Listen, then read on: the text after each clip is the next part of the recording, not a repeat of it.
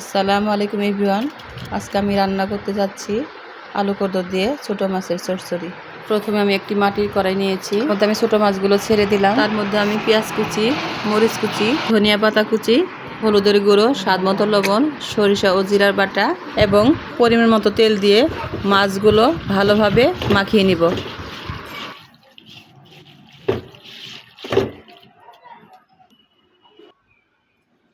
মাখানো হয়ে গেলে মাছগুলো 10 মিনিটের জন্য রেখে দেব। মাছগুলো মশলার সাথে মিশে যায়। আবার আমি ওই কড়াইতে আলু কদরগুলো মশলা দিয়ে মাখিয়ে নেব। এখন আমি পেঁয়াজ কুচি, মরিচ কুচি, জিরা সরিষা বাটা, সামান্য ধনিয়ার গুঁড়া, হলুদের গুঁড়া ছিটিয়ে দিচ্ছি। এবার স্বাদ মতো লবণ ও তেল দিয়ে আলু কদরগুলো ভালোভাবে মাখিয়ে নেব।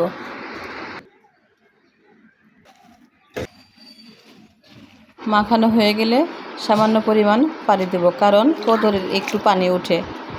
এখন ওই মাখিয়ে রাখা মাছগুলো কদরের উপর ছড়িয়ে দিলাম। এবার আমি চুলা অন করে ঢাকনা দিয়ে ঢেকে দিব।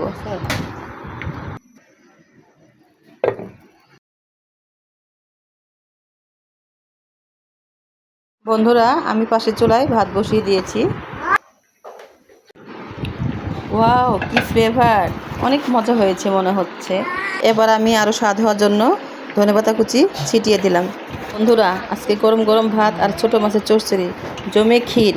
আজকে রান্না এতটুকুই। সবাই ভালো থাকবেন, সুস্থ থাকবেন। আল্লাহ হাফেজ।